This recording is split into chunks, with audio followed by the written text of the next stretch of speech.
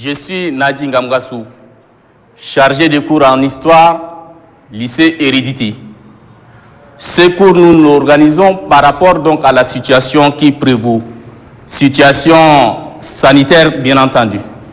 Nous allons ce matin, chers apprenants, aborder un chapitre et le chapitre est donc intitulé la décolonisation. Nous allons donc aborder la décolonisation. La décolonisation.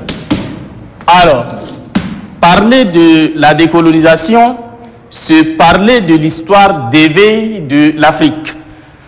À partir donc de 1945. 1945 s'amorce un phénomène géopolitique. Il s'agit de la décolonisation. Nous allons donc très rapidement définir ce que cela veut dire, le concept décolonisation. On entend donc par décolonisation un processus par lequel un peuple colonisé accède à l'indépendance. La décolonisation, faut-il le rappeler, concerne au départ le continent asiatique. Mais au bout de quelques années, l'Afrique s'émancipe à son tour.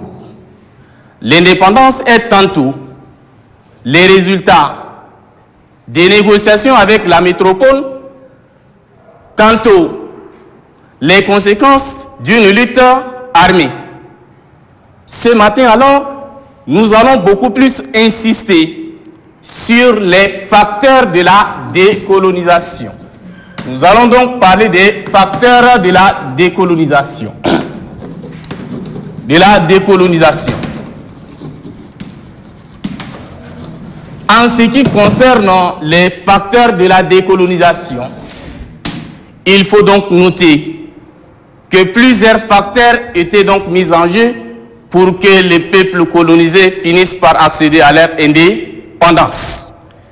Ainsi donc, nous aurons tour à tour à étudier ce qu'on appelle les facteurs externes et bien entendu des facteurs internes. Alors, en ce qui concerne les facteurs externes, nous aurons donc à étudier plusieurs éléments. Entre autres, nous évoquerons la situation de la Deuxième Guerre mondiale.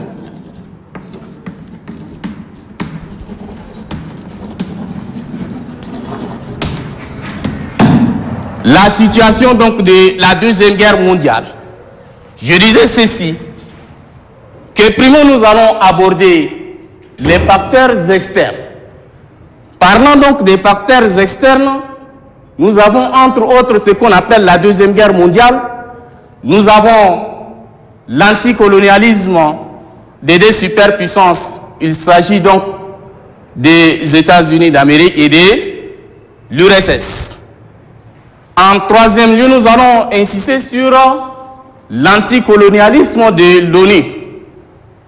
Et pour finir avec les aspects, les facteurs externes de la décolonisation, nous allons donc mettre de l'accent sur la conférence afro-asiatique de 1955, autrement dit, de l'exemple asiatique à partir donc de 1950-1955. Parlons donc de la Deuxième Guerre mondiale comme facteur externe de la décolonisation. Il faut donc noter que la Deuxième Guerre mondiale est un des facteurs de la décolonisation en ce sens que cette guerre de 1939-1945 a donné ce qu'on appelle en Afrique des mouvements nationalistes. Et ces mouvements nationalistes, nous constatons cela à travers, bien entendu, des partis politiques, nous constatons à travers des syndicats et, bien entendu, des associations. C'est dans ce contexte que la Deuxième Guerre mondiale apparaît ici comme un facteur déclencheur même de la décolonisation à partir donc de 1940 1945. Ainsi donc, nous constatons que cette Deuxième Guerre mondiale est un facteur très important en ce qui concerne la décolonisation, justement à partir donc de 1940, surtout la guerre qui battait son plein, la guerre battait effectivement son plein, et à partir de cette circonstance, nous constatons que la France, surtout en situation difficile, la France qui était prise en otage, la France qui était dos au mur, va donc se tourner pour demander effectivement des soutiens à ses colonies. 1940, précisément le 18 juin 1940, le général de Gaulle, depuis Londres, lance un appel. Et donc cet appel, l'objectif, c'est donc de demander SOS, une aide de la part, bien entendu, de ces colonies, des colonies françaises. Chose faite, 1940, les colonies françaises vont effectivement répondre promptement à cet appel. Nous allons effectivement constater qu'à l'issue de cet appel, le général de Gaulle accompagne cet appel d'une promesse. Et cette promesse, il s'agit effectivement de l'indépendance. Alors, au lendemain de la victoire, au cas où la situation se stabilise, les colonies d'Afrique noire accéderaient donc à ce qu'on appelle l'indépendance. Ainsi donc, nous constatons que cette Deuxième Guerre mondiale, en résumé, est un facteur déclencheur même de la décolonisation. On peut plus loin sans risque de nous tromper. Dire que je vais parler donc de la Deuxième Guerre mondiale, dire que la Deuxième Guerre mondiale est un mal nécessaire pour le continent africain. En ce sens que la participation humaine a eu effectivement des conséquences, mais en retour, les peuples colonisés accéderaient à ce qu'on appelle l'indépendance. Nous allons passer d'un point à un autre point. Nous avons primo parlé donc de la Deuxième Guerre mondiale.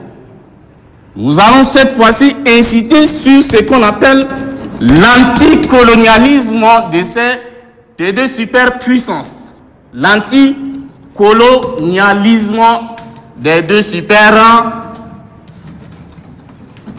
superpuissances.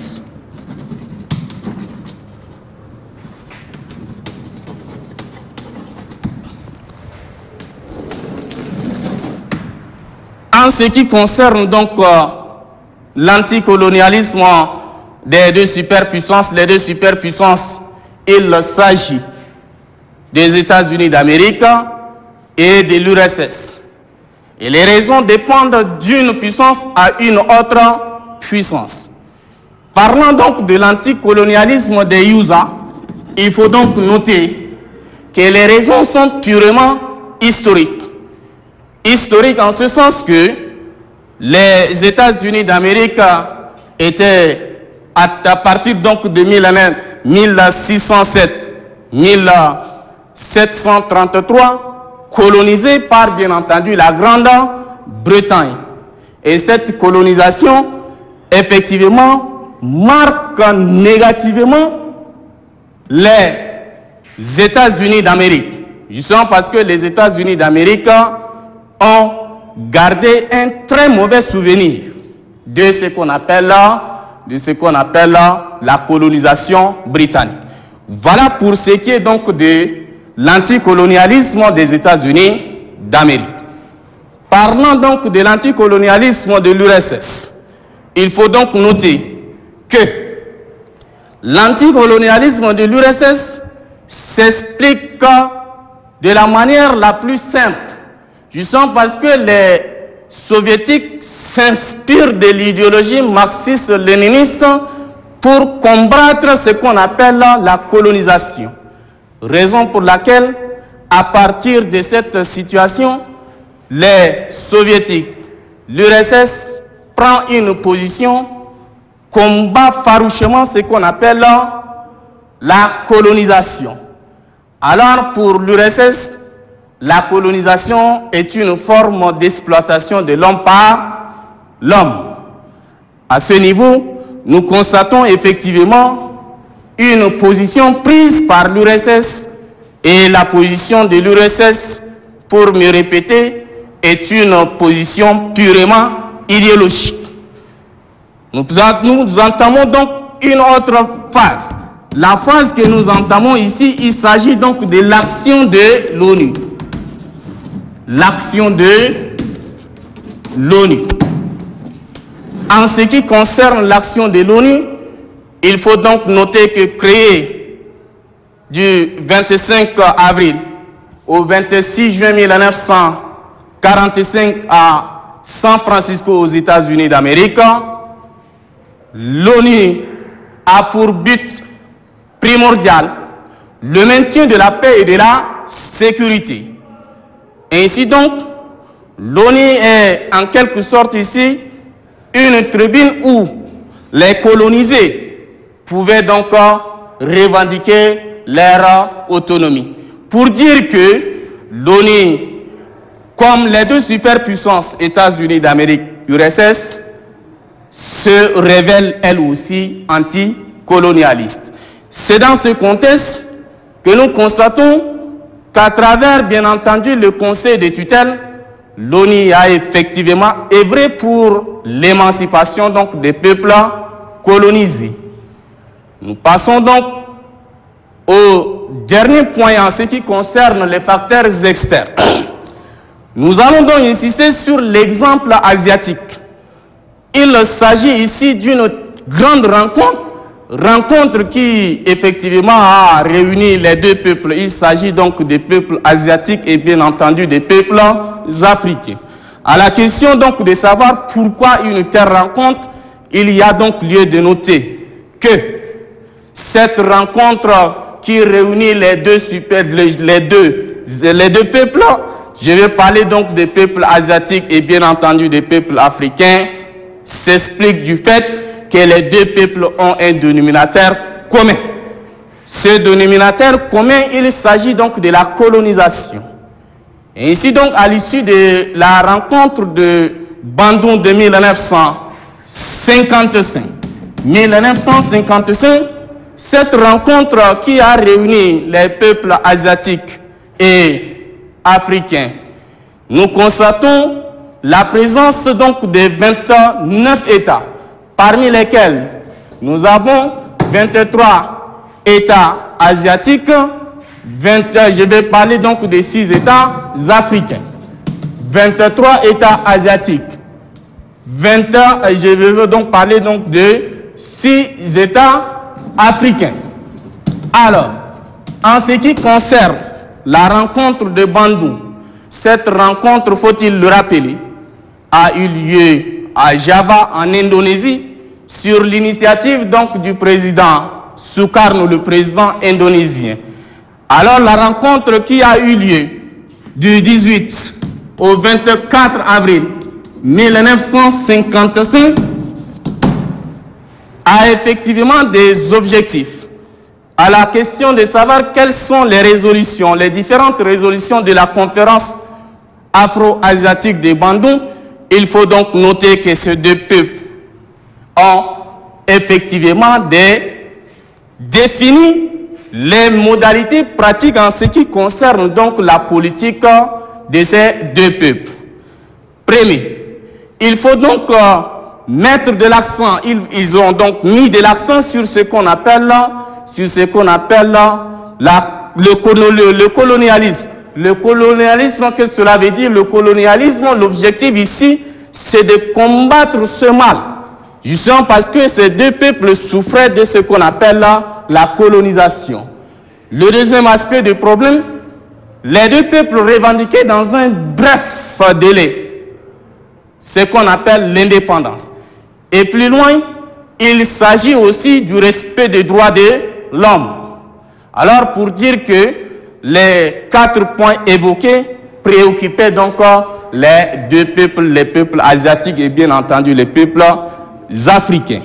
Alors, en ce qui concerne cette rencontre toujours, il faut donc noter que cette rencontre, la rencontre de Bandung, a effectivement donné naissance à ce qu'on appelle le tiers-monde. Pour dire que le tiers-monde doit désormais s'affirmer pas seulement au niveau africain, pas seulement au niveau asiatique, mais plus loin, le tiers-monde doit s'affirmer sur le plan international.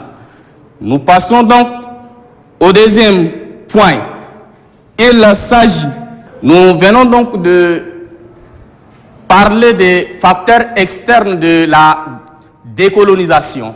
Tour à tour, nous avons, pour me résumer, parlé de la Deuxième Guerre mondiale. Nous avons parlé donc de l'anticolonialisme des deux superpuissances. Nous avons insisté sur l'action de l'ONU et bien entendu l'exemple afro-asiatique, la conférence de 1955. Cette fois-ci, nous abordons les facteurs internes. Les facteurs internes sont entre autres 1. Nous avons les partis politiques. Les partis politiques, nous aurons à étudier ce qu'on appelle les syndicats. Nous aurons à étudier l'action donc des intellectuels. L'action des intellectuels.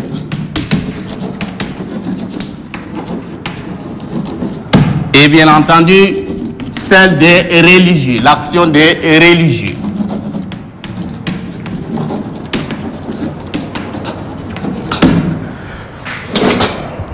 Nous avons plusieurs facteurs au niveau donc externe. Je vais parler donc de l'aspect interne. Les facteurs internes. Premièrement, nous insisterons sur ce qu'on appelle les partis politiques.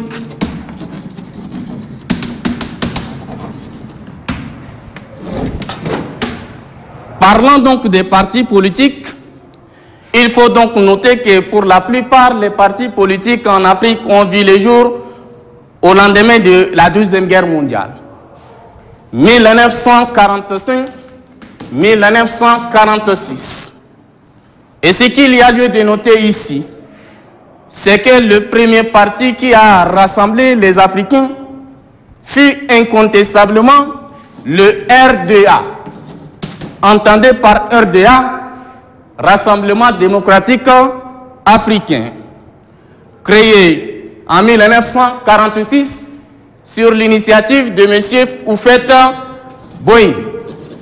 1946 sur l'initiative de M.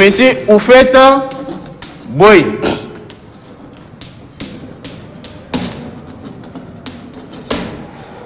En 1946, à Bamako, au Mali, il fallait créer un parti et le parti doit rassembler tous les Africains. Alors, de retour chez eux, les leaders politiques vont créer les sous-sections RDA, Rassemblement démocratique africain. C'est dans ce contexte que, au niveau donc du Tchad, nous aurons donc la création du PPT-RDA. Le PPT-RDA, créé en 1946 par des leaders. Il s'agit de M. Gabriel Lisette, François Ngarta Tombalbaye. Et donc, les partis, comme je venais de le dire, créés tout azimut, avaient pour objectif de défendre le peuple opprimé. Ce peuple opprimé, cette masse sans bouche, cette masse sans défenseur, à travers donc des partis politiques, les leaders politiques défendent ce qu'on appelle la masse. C'est dans ce contexte que dans plusieurs pays, si nous prenons l'exemple du Tchad, à travers donc les partis politiques, les leaders politiques dénonçaient les exactions donc de la colonisation. Dans l'exemple, nous pouvons donc parler du PPT-RDA. Entendez par PPT-RDA, Parti progressiste tchadien, bar RDA, Rassemblement démocratique africain, avait effectivement dénoncé les abus du pouvoir colonial, l'exploitation cotonnière. C'est dans ce contexte que nous constatons effectivement que les partis politiques, en ce qui concerne la lutte pour les indépendances, ont joué donc un rôle très important. Les partis politiques, ils sont nombreux. Nous pouvons entre autres citer le RDA, le PPT-RDA. Nous avons le groupement des indépendantistes ruraux de M. Saoul Bagounchome. Nous avons le MSA, Mouvement africain, le MSA, Mouvement socialiste africain de M. Ahmed Koulamala père. Alors, ces partis créés ça et là, je disais tantôt que l'objectif, ce n'est pas de s'accaparer d'un quelconque pouvoir. L'objectif donc de ces partis créés tout azimut, l'objectif c'est de revendiquer une chose. Et la chose, il s'agit donc de la liberté. La liberté, autrement dit, l'indépendance. Alors pour dire que ces partis créés dans tous les sens ont joué effectivement un rôle très important dans le processus ayant conduit à ce qu'on appelle l'indépendance. Nous passons donc à la lutte syndicaliste. Les syndicats. Les syndicats, comme les partis politiques, les leaders syndicaux ont joué donc un rôle très important en ce sens que les leaders, à travers bien entendu les syndicats, tels que la CGTA, Confédération Générale des Travailleurs Africains, nous avons la CFTC,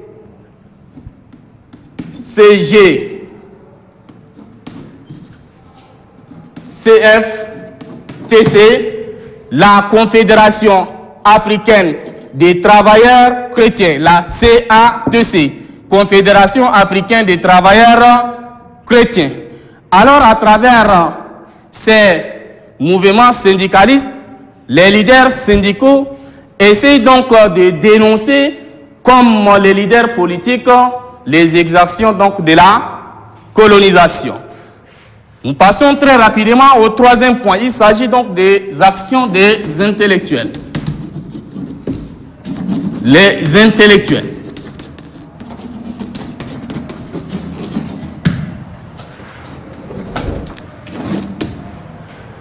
Les intellectuels ne sont pas du reste. Nous constatons plusieurs mouvements mis en place et le mouvement mis en place, l'objectif c'est de revendiquer ce qu'on appelle la liberté. À la question de savoir quels étaient donc les moyens utilisés par les intellectuels pour mener donc cette lutte, il faut donc noter que les intellectuels menaient cette lutte à travers ce qu'on appelle des revues.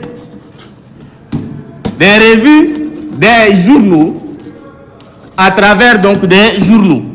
Alors, toutes ces œuvres littéraires visent effectivement, comme les leaders politiques et bien entendu des leaders syndicalistes, à défendre la cause bien entendu des peuples opprimés. Pour dire que, à travers ces différents ouvrages, il s'agit donc des revues, des journaux, les intellectuels africains tels que Aimé Césaire, Léo Gontran Damas. Nous avons plusieurs intellectuels et donc ces intellectuels, à travers les revues et bien entendu les journaux, essaient donc de dénoncer, de manifester leurs sentiments anticolonialistes à travers ce qu'on appelle tous ces documents. Alors, pour dire que les intellectuels ne sont pas du reste, et ces intellectuels, faut-il le rappeler, ont joué un rôle très important dans cette lutte ayant abouti à l'indépendance. Nous passons très rapidement à l'action donc des religieux. Les religieux, nous allons mettre de l'accent sur l'islam, et en ce qui concerne l'islam, l'islam lutte sérieusement contre le colonialisme, en ce sens que cette lutte, il s'agit donc des résistances.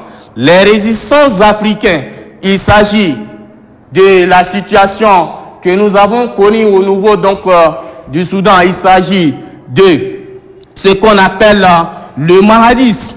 À travers ces organisations, l'islam vise à contrecarrer l'action donc du colonisateur.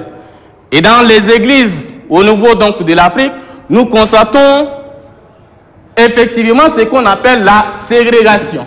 La ségrégation au niveau même des églises, ce qui effectivement à un certain niveau suscitait donc des réactions. Les réactions justement parce que il s'agit ici d'une situation qui préoccupe les Africains. Dans ce contexte, certains Africains vont décider de créer leur propre religion. C'est dans ce contexte que nous aurons à mettre de l'accent sur ce qu'on appelle le kibanguisme. Le kibanguisme au niveau donc, du Congo belge. Cette religion purement africaine a pour objectif de prôner ce qu'on appelle l'égalité entre les hommes. Ainsi donc, le kibanguisme verra le jour et le kibanguisme prend le nom de son auteur. Il s'agit donc de M. Simon Kibangui. Voilà donc d'une manière un peu ramassée l'essentiel de notre chapitre intitulé la décolonisation. Nous avons, je pense bien, étudié les différents facteurs de la décolonisation. Nous avons évoqué des facteurs externes tout comme des facteurs internes. En conclusion, ce qu'il faut noter, c'est que les deux facteurs externes et internes combinés ont effectivement aidé les peuples africains à atteindre leur objectif. Leur objectif, il s'agit donc de la liberté, il s'agit donc de l'émancipation. Je vous remercie. Prenez soin de vous, chers collègues, chers apprenants. La santé n'a pas de prix, chaque jour est une vie. Merci.